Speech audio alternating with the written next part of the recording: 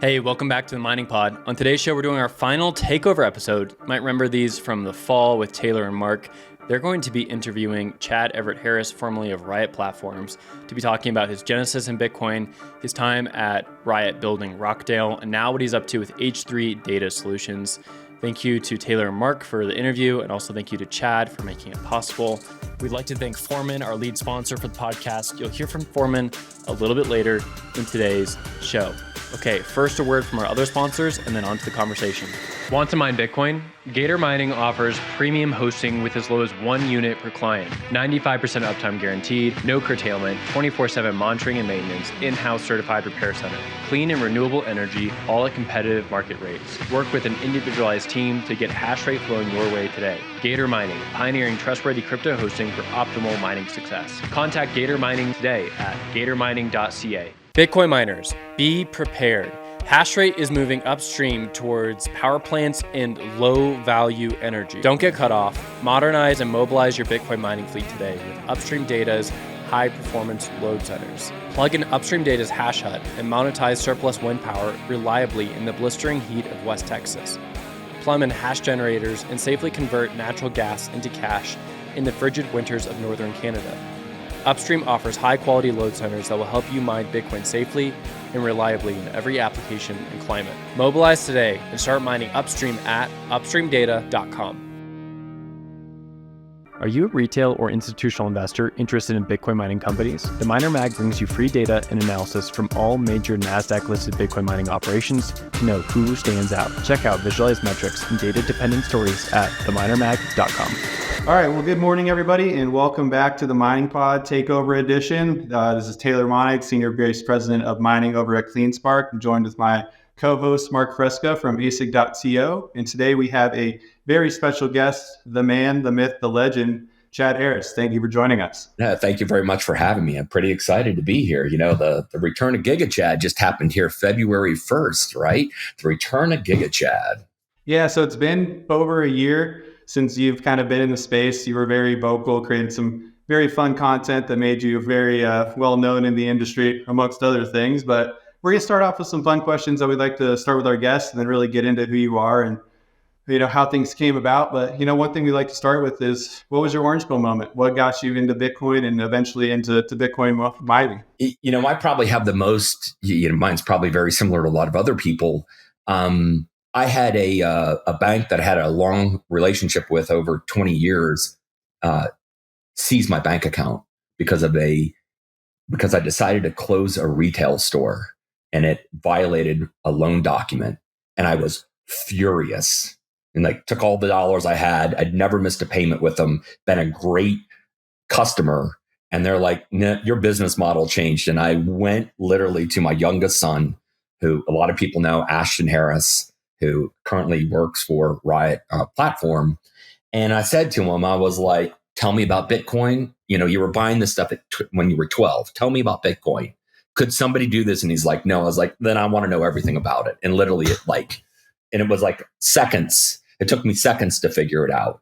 It was pretty interesting. So your son has been buying Bitcoin since he was 12. Yeah. I don't think that's a thing that a lot of people can say. So what led Ashton to it? What kind of grabbed his interest as a young 12-year-old to be looking at Bitcoin? He always talks about it differently than I talk about it. And he was so intrigued that he could, at 12, 13, 14 years old, take something and buy it on the internet. And it wasn't a credit card. And there was some platform back then that you could trade. You could say, I want to buy this, and you would send them Bitcoin and they would buy it and he would get it.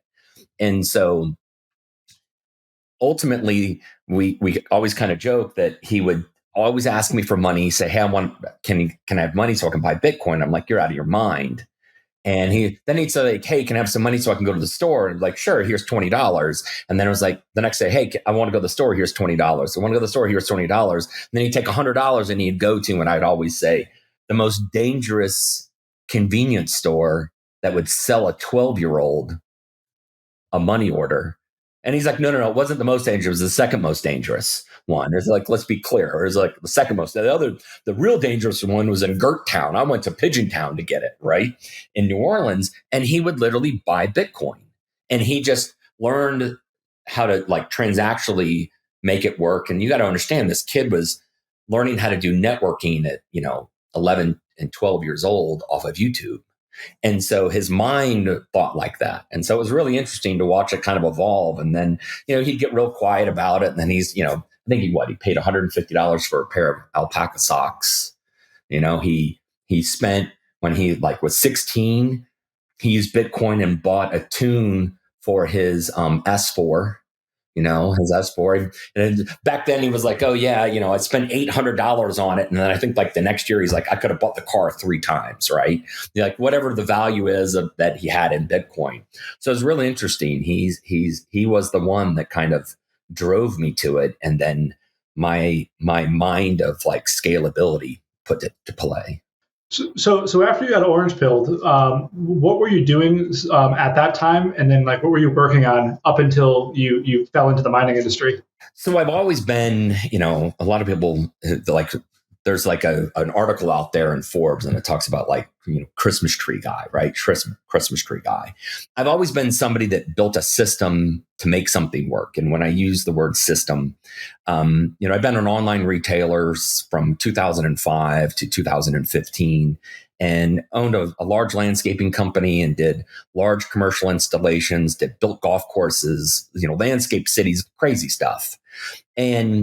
But I always put systems in place. And the reason why the Christmas tree component is so important is because if you ever thought that you could deliver 2,000 Christmas trees in 10 days with hand-strung lights on them to people in homes, and they're placed in their homes, you have to have a system. You have to have a procedure. You have to have all tracking. You have to use analytics of data, and putting all this stuff together. And now I want you to go back 10 years and then go, there wasn't something that did all of this. There wasn't an easy application. And so we were integrating Google Maps with other programs, and we were downloading files, and we were creating a system that actually made us really efficient. And we, you have to imagine we're delivering 200 trees a day, and they're going in people's homes. So you had to take them out of the truck, put them in the house, turn the lights on, all these things, solve the problems. And so because of that, my mind just thinks that way. And so when you kind of think about doing that and then building a Bitcoin mining facility and go, hey, nobody's built a building that's 1,000 feet long. Why? Hey, how can you build one taller and build racks? Hey, how can you get rid of the heat? Build a chimney. How, all these things. And so a group of us got together and just said, hey, what are the problems you have to solve? And why hasn't everybody tried this? Well, nobody had tried it before. And we were like, well, hell, if you haven't tried it before, well, let's go break it. And we broke a bunch of stuff. Look, I blew transformers off of pads. I caught dry transformers on fire in a building that I own, crazy stuff.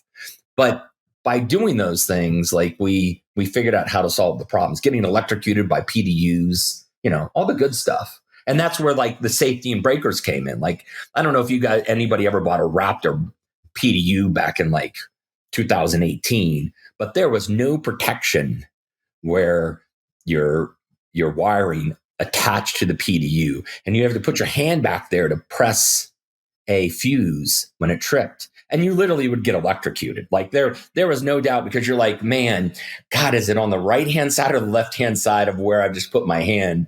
And every once in a while you get jolted, and you're like, oh yeah, no, it's definitely on the right side. And so it's those kind of things that kind of led us to figuring out the Rubik's Cube of building scale. Well, yeah, I think this is getting into a fun part. So you went from online retailing, went into let's call it Christmas tree manufacturing, large scale landscaping, right? You get orange pilled by your son. You start looking into the business stuff. Kind of in detail, talk to us about your road to Riot. I don't think a lot of people know about that facility pre-Riot, right? It was changed hands, it was built X, Y, and Z. Can you give us a little bit of a detail from what you were just talking about then to where it became your involvement with Riot and that whole progression? Yeah, so it was real. For me, it was real interesting. It's and back then, to buy something from Bitmain, you could only buy it with Bitcoin, right? You could only buy a machine, an S9 with Bitcoin back then. And so my other son, we would go and we would get Coinbase accounts, multiple Coinbase accounts. We'd be buying Bitcoin every day as much as we could, so that we could then go buy machines. And so friends were doing it. Like, there were 3 or 4 of us that were all doing the same thing to get machines in.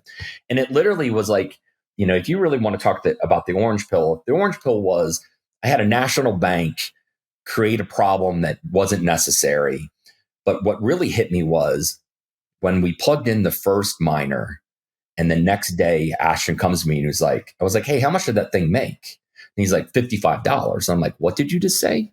He goes, $55. And I looked at it and I was like, it didn't talk to me. Then the next day, 2 machines showed up and it's like, oh, now we're making, $160 a day. And I'm like, and then nobody's talking to me still, and then so 10 more machines come, and then we have 33 machines, then we have 66 machines, then we have 100 machines. And it's like every day, as life goes on, like we're getting more machines and more machines. And I just kept commenting to myself, I was like, nobody's talking to me. Right. Like, and I know that sounds interesting, but, I had 70 employees and they always talked to me and they always had a problem and they always didn't come to work and there was always an issue, And so I kept looking at the machines and saying, they don't talk to me. The only time they talk to me is there's a red light or a green light. So I'd walk in the room and I was like, where are the red lights? Right. And I'd see the red light and I'd be like, okay, that machine's talking to me. Let's fix it. And I became so fascinated that it was such an easy business in my mind to grow because it required people, but it only required people to a certain extent. And giving people background, like where are these machines going? Are you hosting them? Is this in like a local office? Give us some details. So at one point we had about 33 machines in my office and it was about 110 degrees in there and it was loud. And, I had these three people that worked for me that kind of ran phone calls that would come in from online. And they were like, listen, we can't hear. We can't, it's hot. And I'm like, I don't care. They're like, it's so noisy. I'm like, shut your door. They're like, put headphones on. Whatever you got to do. They don't talk to me. And I love those machines. I'm like, I love you guys, but not like those machines. And then like slowly over time, like the more machines that would get there, they started saying, yeah, nobody talk. It's the machines are doing all the work because they started to see it, and it was real interesting. But I remember one day Lyle was sitting in my office because, the Lyle story is real interesting. Like he shows up in my office one day about something totally unrelated and we hit it off. And he's like, what the hell is that noise? And I walk him in the room and I open it up and it's all dark and he sees the flickering green lights. And he's like, what kind of scam are you running here? Like what, literally, he's like, what kind of scam you running here? And he comes back the next day and I had 2 desks in my office and he clears off one of them, sits on the other side of me with his laptop. And he's like, I'm not leaving here. I'm just going to sit here and listen and follow whatever you do. And literally it was hysterical. And like, he didn't leave. And then he started, Lyle has a great mind. And then he started going, hey, why don't we build a rack to the roof? And I'm like, you're insane. And he goes and he gets 2x4s and he comes back from Home Depot. We literally built a box and ran it to the ceiling and put S9s and bolted power panels to wood. And it literally was a fire hazard. And it was the greatest thing ever, right? Because we figured out how to get rid of pressure problems, all these things. And we were doing all of this inside of a building that I didn't own. We were cutting holes in roofs and it was like, and we'd all kind of look at one another. It was like, well, we just fixed the roof. Yeah, it's just a 20-foot hole. It's no big deal, right? It's just a 20-foot hole in the top of the roof. And we're just running out of that. And I remember the day, like the landlord was like, what in the hell do you guys have going on here? And then I would show him and he's like, oh, that's really cool. And he would forget that the thing went through the top of his roof, right? Because he became so interested in what we were up to. And even it was just that time was so. It was how Windstone was born. That's how Rockdale happened. It was the crazy figuring out like pad mount transformers catching on fire, dry transformers inside the building catching on fire, tripping buildings, convincing energy to give us more power, having energy come in and throw a fit because they couldn't figure out that we were the ones using all the power in some building because they didn't split the meters up.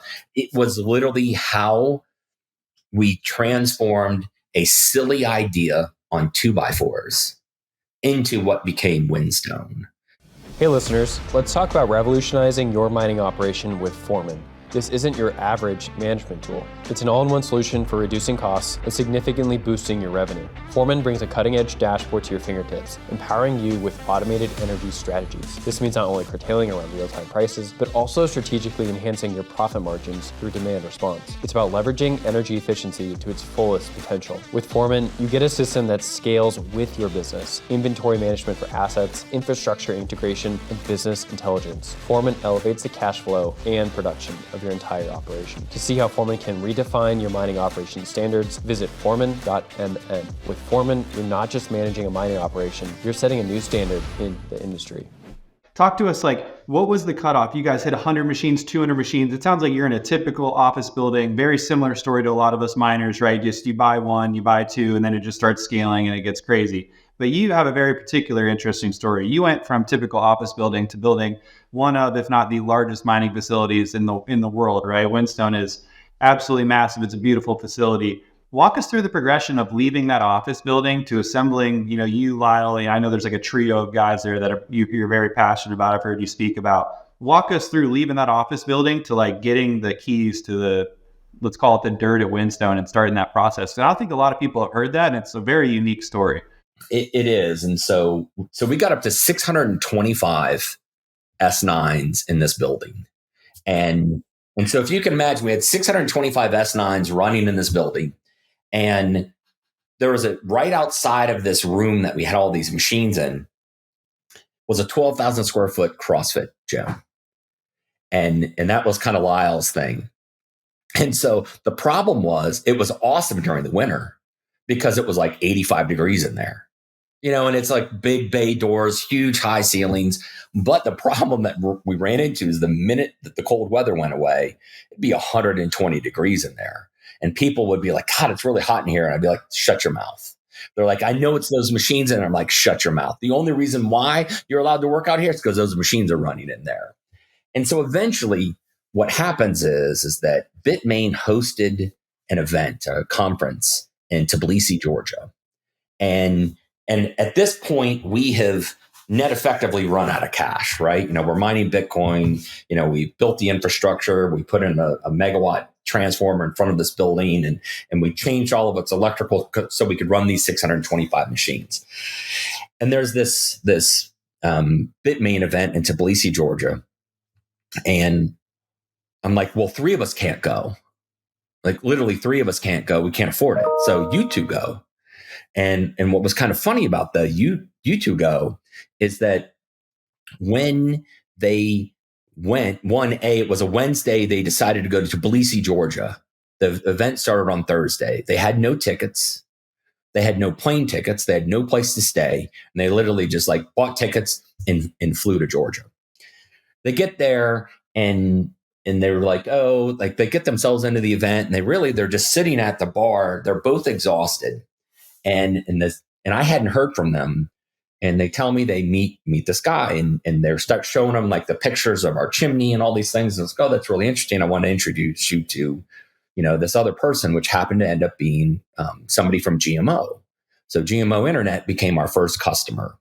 But the best part about the whole story is there's 2 components. I haven't heard from these guys. I shoot them a text message and it's like 7:30 in the morning and I get a text and it's from Lyle and it's like, don't check the debit card. We got thrown out of a strip club. We're currently it's pouring down rain. We're currently in a taxi blasting Tupac and the driver's drifting.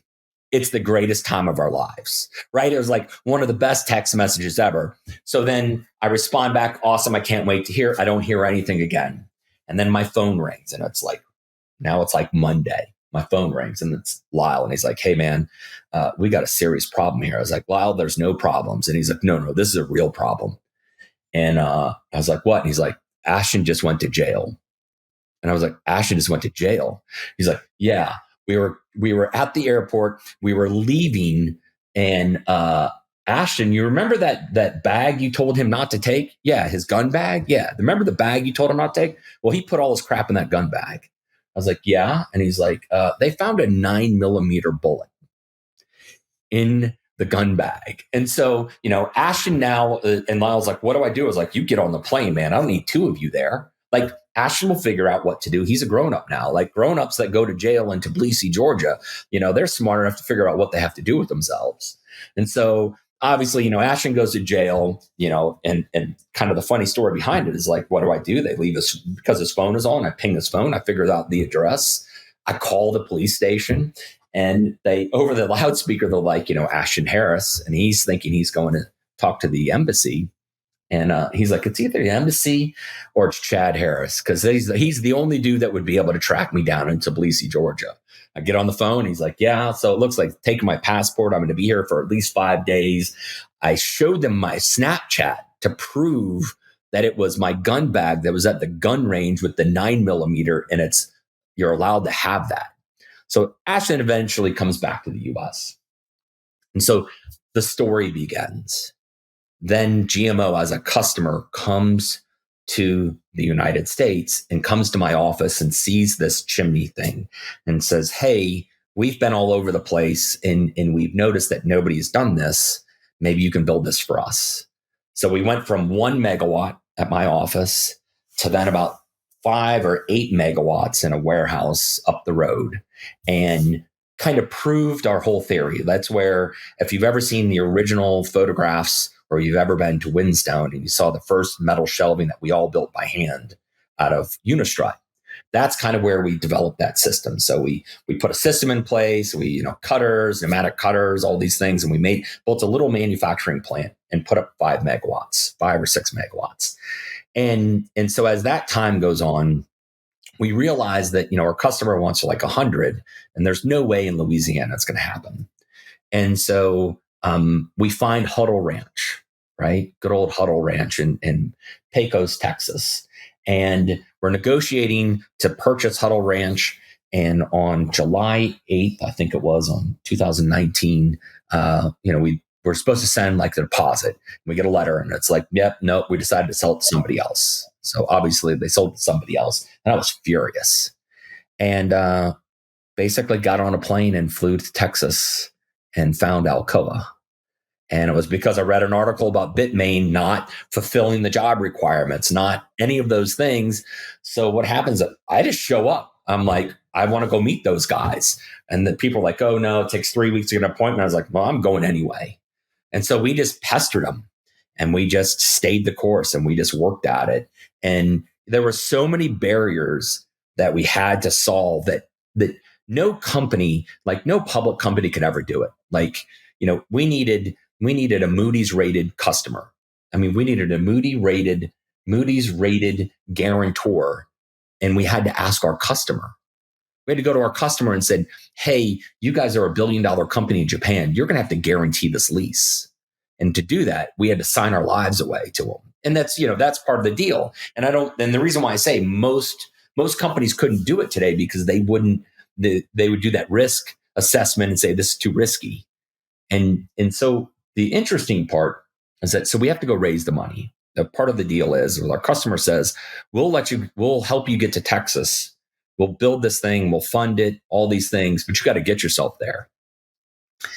And so right about that time, just before that time, in that summer of 2019, Bitcoin was like, $3,000, $5,000, $6,000, $7,000. It was fluctuating. And there was that brief moment where it went to like $11,000 or $14,000. And we were mining Bitcoin, and that Bitcoin number hit the right amount, and it like tripled overnight, because we needed $1 million to get to Texas. And literally, like, we got really close to that number, and we were sitting there the next day, and I was asking Ashton, I was like, man, we just need like $350,000 more dollars. And he's like, oh, well, I have this BSV. I just didn't tell you all about it. I didn't want to tell you all about it because you're going to take it from me. And I was like, we're not going to take it from you. I was like, I'm going to cut your damn hands off right now. If you got fingerprints, whatever it is, I'm going to cut your hands off and use them. Go get that money right now. And the funny story behind Ashton and the BSV is that, so it's at like 300 or 400 or 500, whatever the number was. And he sells it, and he's like, okay, here's the money. Here's I'm contributing. Here's the money. And then I think the next day it went up even higher.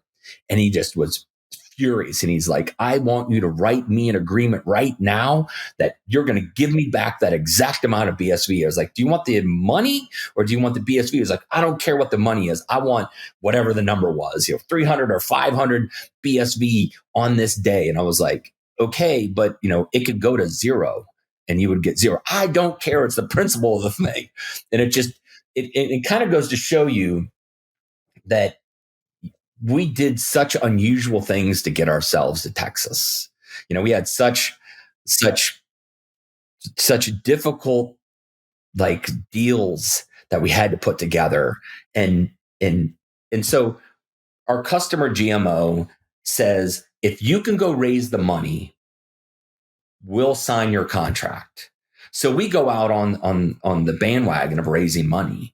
And ultimately, we get a signed term sheet from a really big group out of New York, and we deliver it to our customer. And the customer looks at it and says, oh, okay, we'll loan you the money now. Now that we see you could go get it, we'll actually loan you the money, but under our terms. And it was like, basically, our terms are, if you screw up, you owe us. If you fail, you owe us. If you don't do what we say, you owe us.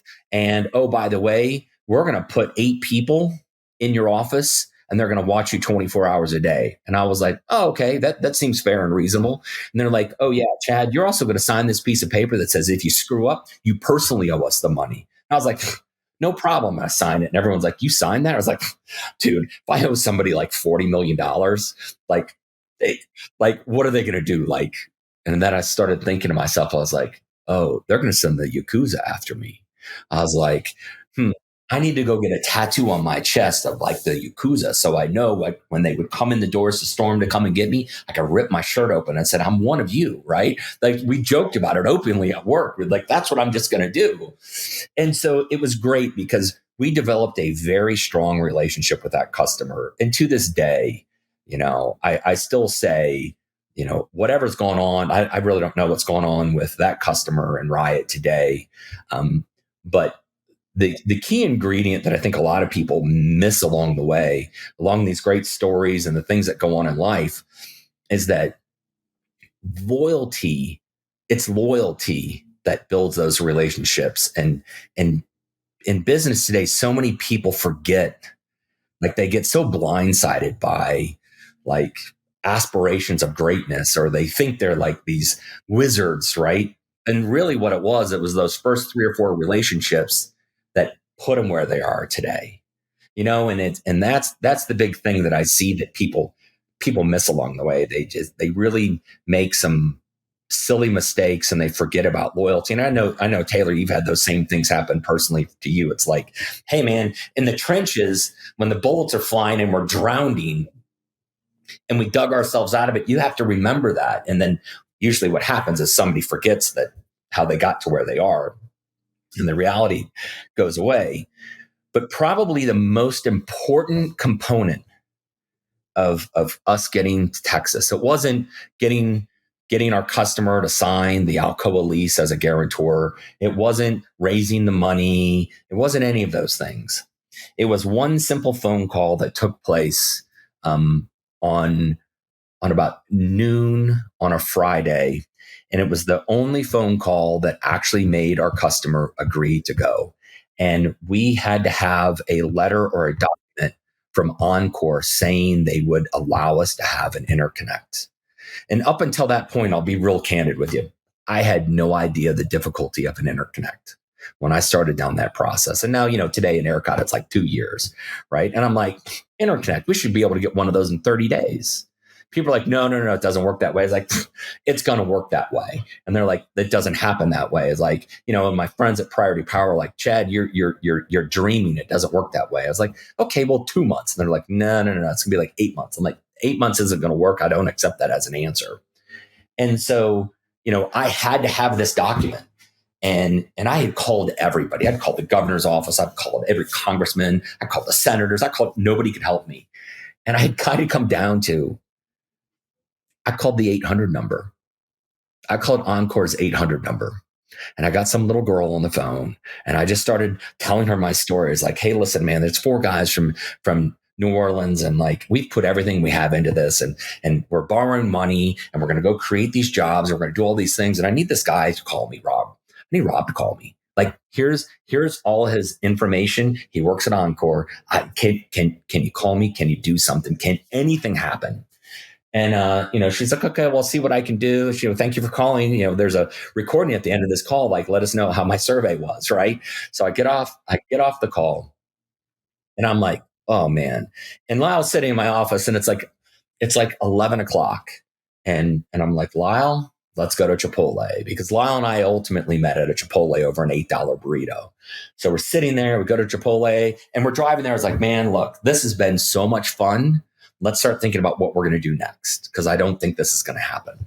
And he's like, yeah, it's like, man, this is just crazy to think that we figured all this stuff out. We got so far. We raised the money. We have a customer. We have all these things. I was like, yeah, we just need this stupid letter from Encore. So we're sitting there, we eat the burrito. We're going through line, and we kind of both joke. We're like, oh yeah, no, we're not going to get guac today because it's extra. Right.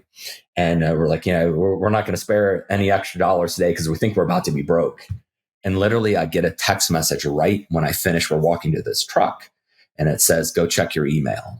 And I'm like, Lyle, I think I'm going to throw up. So you just got to, I'm not going to check it till I get to the office. And I sit down, I open up my computer, and there's literally the letter that we needed is in my inbox. And I literally was like, you have got to be shitting me, right? Like, I can't believe it's come all the way down to, and I had to have it by 5 p.m. and it's like 12:38. And I'm like, I can't believe this has happened. And so when you think about, all those times in life when nothing, like every barrier that you have to overcome, absolutely going from New Orleans, Louisiana, and dealing with Entergy of Louisiana, like the worst electrical utility on the planet, the most difficult, to landing in Rockdale, Texas, figuring out all these things you had no idea you had to accomplish. And it all comes down to calling Mary at 9:30 in the morning on an 800 number. And Mary calls somebody and we finally get the letter we needed saying, hey, you can have the interconnect, but you got to post $1.8 million and all those things. And I was like, I scanned over all those words. I didn't even care what those numbers were. Like, we can figure that out. It's just money. And to think that's what it comes down to. And then the best part is, so Lyle and I pack up. I just leave. I just go to Texas. I'm like, I'm not coming back. And we're standing out there and he looks at me, and we're standing and there's huge green field. And we're standing there and he looks at me and he's like, hey man, this is a forest. I was like, yeah. And he's like, did you know it was a forest? I was like, actually, well, I've never been here before. He's like, what? I was like, yeah. We were going to go next door into the old Bitmain building. We were trying to get a lease from Bitmain to use their building. He's like, I've never been over here. They just showed it to me on the map and said, here's 100 acres. We'll let you lease. And I was like, huh. And he's like, so what, how do we have enough money to do this? I'm like, wow, we don't have enough money to finish this thing, but we got to clear the trees first. So we got the money to clear the trees. And he just looked at me and was like, yeah, I'm just going to stay out of you getting money and I'll just start building the thing. And it really, like, when you think about it, we showed up in Rockdale, Texas. We needed like $58 million. We had 24. And I was like, we'll figure it out along the way. And ultimately, how we figured it out along the way is that we found the best people, found the best vendors. We got people to believe in us. They loved our story. They loved, because it wasn't a story of fabrication. It was a story of like 4 guys, David Schatz, Lyle Terrio, Ashton Harris, and Chad Harris, show up in Texas and say, we're going to go build the world's largest, and nobody is going to believe that we're going to be able to do it. And we're going to do it lightning speed, which, when you think about it, lightning speed, we built a 300 megawatt interconnect, a 300 megawatt substation. The first building, which was about 62,000 square feet, and half of the second building was up in under 183 days. And this is really the start of Riot. So we technically need to thank Mary for starting both Windstone and Riot. So shout out to Mary. Yeah, that's literally like the start. Like when you really think about it, like if you go all the way back to the core of it, you really have to thank Ashton. right? Like if you really break this all down, you think about it as like Ashton was always a kid in tech. Ashton was always interested in things that he couldn't learn in school. And, he's the one who was like, yeah, man, this Bitcoin thing's a real thing. He'd always be like, this Bitcoin thing's a real thing. And if you think all the way back to that, and then you think to Marriott Encore, and you think to, all the people that helped us along the way, and, H&K, Ivan Zales from, the utility contractors, John Bick from Priority Power. I mean, I owe it all to John. I met John in Pecos, Texas, and he handed me a spreadsheet. I looked at that spreadsheet and I was like, oh, I see how you have a power strategy. Like if you think about all the money that was made in power sales, that all was driven from a meeting of John Bick in May of 2019. I mean, a meeting of John Bick in May of 2019 in Pecos, Texas, on the side of the road with crazy boy Gideon. My boy Gideon in his Republic of Texas belt buckle, when he hopped out of this stretch limo, I thought he's just lost his mind. If you think that John Bick handed me a spreadsheet and I literally looked at it and I said, oh, I can see how you can build a power strategy. And literally that power strategy is probably delivered in Rockdale gross of $225 million. All because we're jumping ahead here a little bit, right? I know, man. Go through this deal. You've now got multiple 100 megawatts. You guys are clearing trees. We got 4 guys. And this is kind of what I wanted to highlight in this journey before we get into what you're doing next, right? So we started with 4 people in Louisiana, 600 miners. Now we've got a site in Texas. It's already getting large. In the short version, walk us through this moment into turning into Riot, one of the largest public miners, in the space. Even now, I think ranked, 3rd, 4th in market cap, whatever it is, right? 4 people to publicly traded entity growing to, I believe that site's 700 megs or whatever it is. Give us a short story of that. And then I really want to focus on the back half of the show. Me and Marc want to talk to you about what you're doing in the future, what's gone on this last year. So just on the short side, give us from where we are at on the story to public Riot. So, we build this, we Windstone gets sold right when we get to Texas, right? We're raising money and we had to sell it. And so it gets sold to a company in Germany. And the whole idea was they were going to ship over $300 million, allow us to build the whole facility, put enough capital into the facility so it could be built. Those plans didn't go as expected. In hindsight, that's how things work. And so 4 guys, basically, we moved into one house together. We lived like, we called it the animal house because we had 6 dogs between the 4 of us. And we just literally, the only thing we did was work and go back to that house. And if we had a problem, we settled it around the kitchen table before we went to work the next day. Like, it's always like, we were real clear. It's like, hey, we can't be mad at one another. 1, we live together. 2, the only way we can be successful is if we collectively work together to solve these problems. So one day, Matt Carson comes to the site, Matt, right? Everyone knows Matt Carson. And it's interesting because Matt comes to the site, brings the 2 people from Riot and their banker. And maybe there was a 4th person, I can't remember. But Adam Sullivan, who's the CEO of Core, he was with XMS. And then the CEO, CFO at the time, and then their I don't know, maybe it was the COO at the time as well. And so they come in and they're talking to us about building a 100 megawatt facility for them. They're like, hey, could you build us 100 megawatts? And I was like, oh, actually, we could, if you wanted your own site, we could do it right behind here.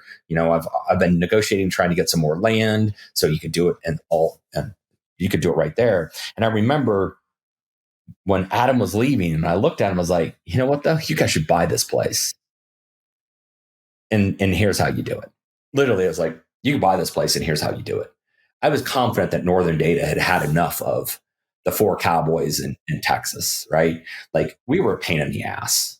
We were constantly on the phone like, hey man, you said you were going to send us $300 million and you sent us like 50 cents of Coke and a empty wrapper from a Twinkies bar, right? Like you're not sending us the money we need. And you're talking like we're figuring out things. We're recycling every piece of metal. We're recycling cardboard, recycling wood. We're recycling everything to make payroll. It's an adventure for us and we really enjoy it, but we're doing all these things to be resourceful and we can't get the company that bought us to do what they said. So it's like, hey, Riot, you should buy this company. And here's why. And I kind of outlined like, hey, here's this power strategy which is more important than mining Bitcoin. And I know that sounds funny when I say that, is like, because it's unrecognized revenue. Oh, and by the way, we were the first ones to be certified as a data center. We were the first ones to be controlled load response. We're the first ones of all these categories because nobody had done it yet. And so we had to go figure out how to do it. Oh, we have tax abatements. We have all these real special things that drives our costs down. And so when you kind of think about the groundwork that was laid from Ashton being 12 years old to telling me about Bitcoin can't be taken from you, to then landing in Rockdale, Texas, and Riot walking in and being able to show them that, well, the only other problem is that then you had to convince the German company to sell the thing, which was an undertaking. And it kind of there was a moment in time where I just was like, and I look back at it now, and it was January 6th of 2021. And I made a decision that I look back at it today and I wonder if I made the right one. And I had another opportunity to leave in January that I'd been working on. I'd been working on it since that October of 2020. And the decision was I going to leave and go build another facility? I had a backer, I had somebody who was going to pay. Dave and I were going to leave. Ashton and Lyle were going to stay because I had work contracts. Dave and I didn't. So we were going to leave and go build what today is known as the Rhodium Temple site. That actually was put together. I put that deal together originally. And then in January of 2021, I said, hey, we just kind of, the four of us sat down and said, what do you think the best thing for us? And then I kind of thought about the 120 employees we had at the time. And I was like, well, I think if we leave and this deal doesn't go through, these people are going to lose their jobs. I ultimately would think, because I didn't think that Northern Data guys would run this business effectively. And so the decision-making process was, hey, we promised these people jobs. We promised the town we would do these things. If we walk away now, we're real assholes, right? And that's one thing about me is that, anybody that interacts with me knows it's I cut to the chase. I tell you like it is. And if I tell you I'm coming on Tuesday, I'm coming on Tuesday. There's no question that I'm going to show up. And so the four of us made the decision hey, let's stick this Riot thing out and let's see if we can, help get this across the line. And so we worked collectively to make sure that Northern Data would sell the business to Riot. And then we thought we were off to the races. And so then that kind of fast forwards it to, you can read every press release. It'll tell you whatever information you want to know about. And like you said, Lyle's not there anymore. I'm not there anymore. Dave and Ashton are still there. No, it's a really amazing story. I mean, it's I love hearing self-made people, right, building into something as big as Riot. We'll definitely have to get Ashton on here. Sounds like he's one of the technical minds. One thing that we've talked about a lot in this series is, immersion and other forms of cooling. You guys pulled the trigger very early in the ecosystem on over 200 megs. And I would assume you had a big part in doing that along with Ashton and Lyle and everybody. What was the driver for Riot to, I don't view it as a risk just because I've worked in that industry and I know the benefits of it. But a lot of the outsiders would look at immersion as a operational risk, especially in the time that you guys did. It was very early.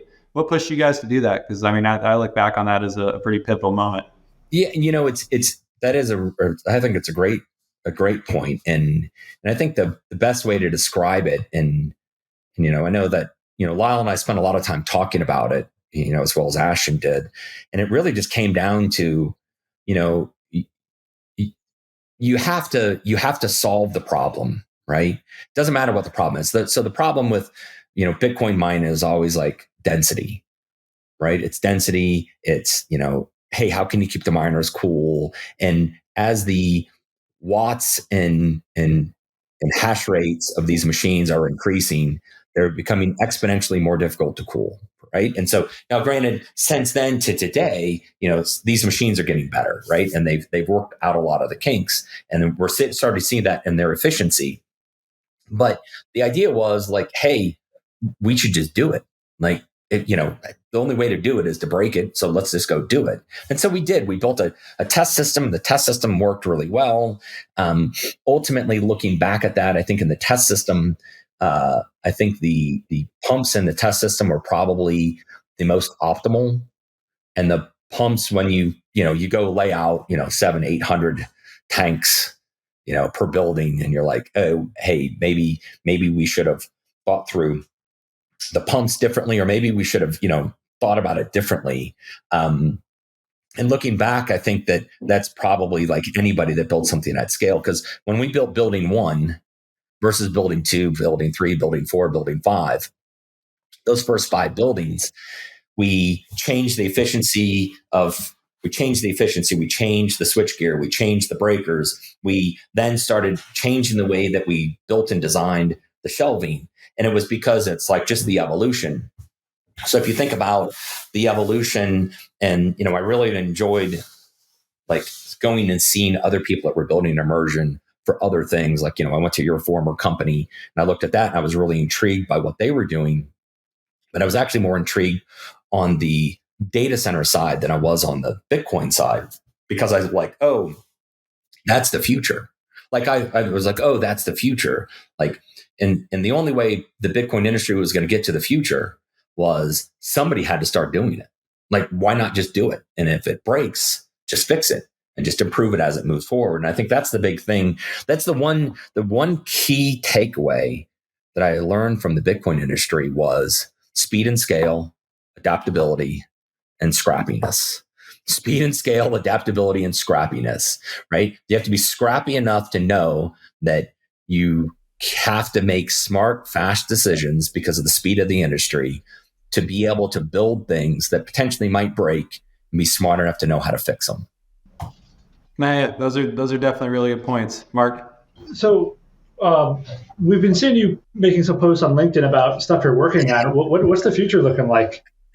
That's a really, really interesting question. And so, so for the last year, if you think about it, I spent 9,000 miles riding my bicycle. And why that's an important thing is because any time that I couldn't solve a problem in Rockdale, Texas, I would go get on my bicycle and I would go ride it. And I would ride it until I could solve the problem, because no one was talking to me. My phone wasn't ringing. And I was just out like doing my own thing, and I'd get in my own head and I'd think through what the problem is, what the solution is. And so I spent 9,000 miles. And if you've ever ridden a bicycle 9,000 miles in a year, it's a lot, right? I mean, you can do the math. It's a lot. And during that time, I tore my bicep doing something. And so I had to take 2 months off. And during that time, I just thought about, I was like, okay, what's the biggest problem? What's the biggest problem in people that use lots of power? Okay, it's reliability. How do you solve that problem? Okay, well, you need a better interconnect. And I was like, well, then what's the next problem? The next problem is, well, the interconnect problem is there's a problem getting interconnects. Like, well, okay, then the next problem is, well, 2 years ago, ESG was, you were the devil if you didn't have some ESG Bible on your website. And you're like, okay, so I have to create a clean energy product. And then, so as you sit there and you kind of that was kind of the evolution over those miles. And then, once I hit about September, I had a formal idea planned out in my head. It was like, okay, I'm going to build natural gas generation. I'm going to build a carbon capture system. I'm going to capture that carbon and I'm going to sequester it, whether I'm going to turn it into food grade, whether I'm going to store it and sell it, or I'm going to take it and I'm going to put it down a class 2 well. And along the way, I met a lot of people in all these various industries that are either trying to do it, had an idea, a patent, or one of the big generation companies and or one of the big carbon capture companies. Everybody had a way, an idea, or an example of how to do it, but nobody had actually put all the parts together. And so how Bitcoin goes back into this is the biggest problem in building generation and building data centers. So I'm strictly moving into the hyperscale world, and you'll catch on to this in a minute, is that Bitcoin is the greatest product if you think about it as a service, right? And no one's doing this today. So as a service. And the reason why I use the word as a service is because you can build a power plant pretty quickly, but you can't build a power shell for a hyperscaler very quickly. They're very specific. It has all these requirements. It's, has to be, like all these details go into it. So the difference between the time you can turn on power and the time you can turn on power in a data center can be up to 2 years. There could be this 2-year window, 18-month window, 12-month window. So then if you start thinking about modular data centers or modular Bitcoin facilities, and you take that modular system and you drop it smack dab in between the power generation and the power shell for the data center, and you can run a Bitcoin mining facility that, one, does a couple things. One, A, it uses the power. B, it then generates income. And so you immediately, if you have that business, if you're the owner of that business, that power segment of the business, if you're the owner of it, you are immediately able to start servicing debt faster. You're immediately able to start cash flow. You're immediately able to show that, hey, while my power contract for this hyperscaler doesn't kick in until month 30, hey, from month 12 to month 30, I have this way to use the power. And then as that data center starts ramping up, I can ramp down, and then I can pick up this modular system and go move it to the next one.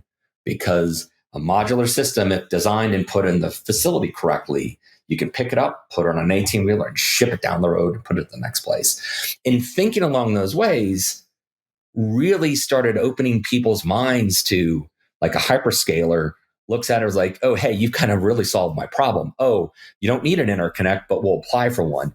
Oh, you don't have to worry about managing the debt during this time. We're going to put a system in here that generates the revenue. Oh, and by the way, I'm also going to capture the carbon, and I'm going to make this clean energy. It's a lot different way to think about it. Yeah, when you're thinking about it, like, are you going to be self-mining? You're going to be hosting for other clients? Like, what is the full-scale business model? And then my second question is, when you think about powered shells and some of these new types of data centers, are you adjusting these designs to be more focused on HPC, maybe less resilient but more efficient? Or, talk to us about those types of things. Now you're thinking about these data centers of the future. No, absolutely. So 1A would be self-mining. Yeah, because 1A, the self-mining does a couple things that, if you have a hosting contract with somebody and you're like, yep, man, I'm shutting this, it's off, we're moving it, they will have a conniption fit.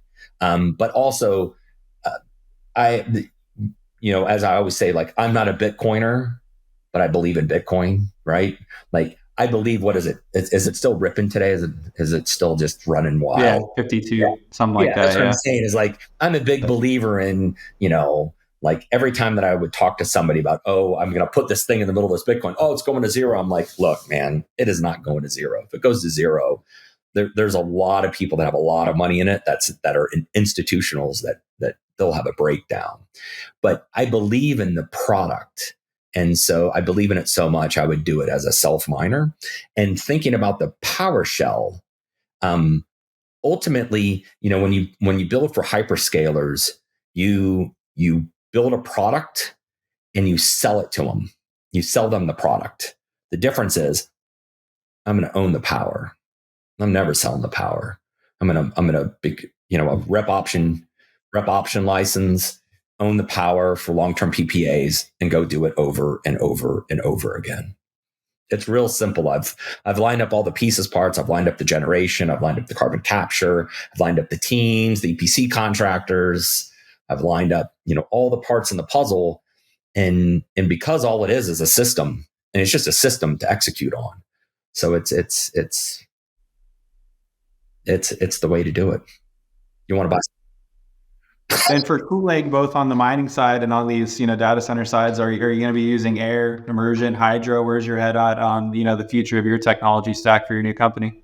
So definitely the Bitcoin mining will be immersion. I recently made a post about an IntelliFlex model that they sent to my house, right? So the IntelliFlex guys, I really like their system. I like how well they've put it together. I like the automation in it. They've even gone as far as to build a tier 3. They've designed a tier 3 AI mobile version because ultimately that's the field that I want to move into. Exponentially, there isn't enough power to ever service it in the near future. The numbers that they're talking, as I've been on the phone with, every major, and I've heard them tell me, whatever power you think, it's wrong. We're working on technology that is 3 times more power demand, and it's coming. And then you see OpenAI say, I need $7 trillion so I can build a chip plant. Right? Like $7 trillion, right? You start thinking about $7 trillion and you're like, I need more power, right? And there's not enough power to go around. So definitely on the data center side, those power shells, that's specific to the, like the big 5, the Microsoft and the Googles and those guys of the world have their own design. You don't have a lot to do with that. You just build a spec building and you hand it off to them. I'm most concerned from generation, transformation into the building, and then leaving it off for them.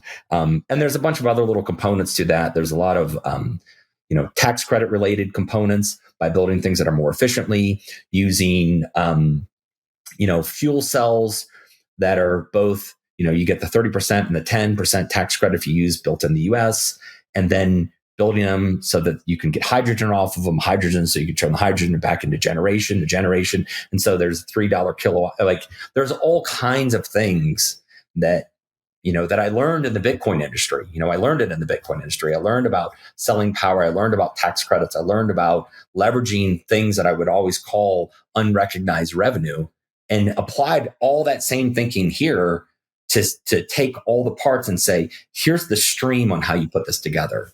And it really is. I mean, the industry is so similar, but I hate to say it, you can get banking. you can get banking, and not in the Bitcoin industry. You can get banking, right? No, for sure. And I mean, you talked a lot about like innovation and things like that. Where do you see the lack of innovation in the mining space? Like, you've been in it for a long time, built a lot of air, a lot of immersion. Where are people slacking where, things could be happening better? Well, I'm gonna give props to you for a second. You have spent a lot of time. You've spent a lot of time working on efficiency and uptime, right? And we haven't talked extensively about it, but I know that you're, constantly tweaking programs and software and, training team members and all those things. You have to be, because your efficiency ratings are so high. And when you think about that, and you think about, a Cleanspark against a Iris Energy, right? So like there's a good example. Like both of them, you're both, I think you're all close in hash rate, or Riot. I think you're close in hash rate with Riot as well. Or I think you cracked over. You're at 14 now, right? And so as you're pushing the envelope and you're moving yourself, closer and closer to the top of the field, what's happening is that you're doing it because you're working on efficiency. And I think in the Bitcoin industry, I think today now you actually have to run a business. You actually have to run a business. It has to be profitable. It's no longer like, oh, hey, Bitcoin's going to go to 100 grand and it's going to go 100 grand and we're going to have all this Bitcoin and we're going to make our money. I think today it's completely different, because you saw right after when the ETFs pulled up, you saw cash move from public miners out of it. And they were just buying, like it's the first time they could just, consumer, doesn't matter if it's institutional or retail, but the end user consumer just buy Bitcoin, right? They're like, oh, hey, I can just move that money out and I can buy Bitcoin now, right? So I get to hold it, right? It made it easier for them. And so now you have to run a business that's based on profitability. And I think the other thing that I think the industry needs to, and I was real vocal about super transparency. real transparent. Like, what you see is what you get. And I've noticed, and there's a lot of people that segued off that, right? Like they used it to their advantage. They started doing it. And then that's really neat to see.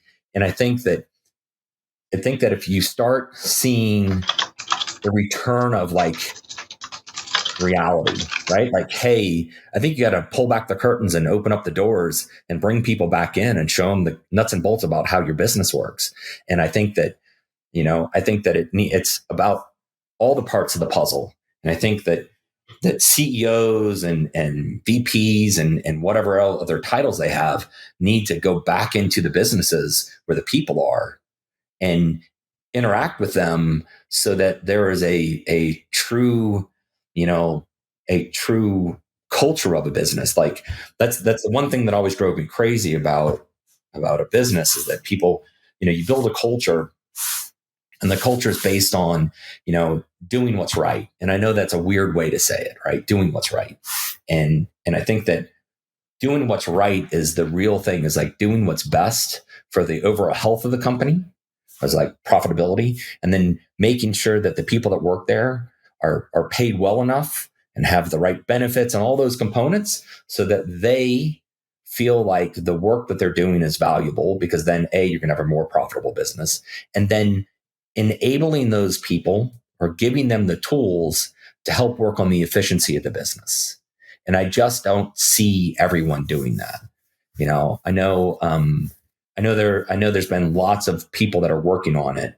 But I think that the biggest thing that I see standing on the outside for the last year, looking in, reading the press releases, knowing what's the truth and what's not, having people call me and say, telling me what's going on inside of the business that they're working in, and asking me for advice and saying, hey, here's the things I would do.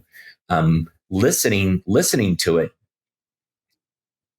I think it's at an inflection point of building a profitable business that's transparent, that uses the latest tools and efficiencies, and allowing the people to actually grow it, not just grow it and having leadership be smart enough to know that Joe or Jill that are working in their facility might actually have a better idea than they do. And they should be out there and they should be engaged with them. And all the leadership all the way down should be walking those hallways and interacting and standing and listening, because some of the smartest ideas in this world come from somebody that has a hammer in their hand that shows them, hey, if we do this instead of that, here's the results. And I think that's where this industry now is at the point where it needs to change again. No, yeah. And I got to say, one of the things I really like about Cleanspark is our culture, right? Our CEO, Zach, talks a lot about the word grit, which I think represents, our company a lot. Another thing that really, kind of coincides with what you said is we're an operations focused business first, right? So our operation teams, our mining team, which consists of our ops and our technology team, are always, we're all working for those guys. We're all working for operators in the field, make their lives easier, make the technology stack better, keep that culture. But that grit thing of really fighting through when things are down, or learning to fix things when they're broken, right, really ties the company together. So I can't echo those words enough. But Marc, I'm gonna hand it over to you to ask, our most intimate question of the podcast. Yeah, I just want to say something, because what you just said made me think. I was watching an interview that Bezos had, and he was talking about whenever he's in a meeting, he makes sure that the most junior person speaks and they work their way up. That way, if Bezos was to say something and you have an idea that doesn't agree with him, you still say it, because the smallest guy in the company might have a great idea. And this kind of leads into a question we've been asking all of our viewers, and take this as you wish. What personal or professional lessons have you learned from the cryptocurrency mining experience, or just industry in general, that you would like to share? We've heard a very wide range of answers, so however you'd like to take that. That's a really, really good question, because I often said, like, what I learned is I left Riot at the right time for me personally. I didn't know it at the time, right? I didn't know it at the time, but I left, like, me leaving Riot because we didn't have the same set of views anymore, same core values, whatever word you want to say. We left shaking hands and just me leaving, right? Like, and that's all part of it. I understand today, and it was a friend of mine that I actually had to fire. It's a friend of mine that I actually had to fire, that had to call and ask for something. And he was like, "Hey, I want to let you know, you left at the right time. You weren't, that's not a place for you anymore. Like, that's a place that is, a place that's built on systems and procedures, and that's not who you are." And so the biggest thing that I learned from working in this industry is being smart enough to know that if you're really good at what you do, and each one of us has a different skill set. If you're really good at what you do, you can move into another industry and apply that skill set and all the tools and resources that you used and learned, and be successful in it. And I think that's the big thing, that my big takeaway. And the other thing is like, take money over anything. If somebody offered you, I will give you equity in my business, or I will pay you cash, take the cash, right? Like, and I know that's a funny thing to say. And I've told Taylor this personally. I was like, take the cash.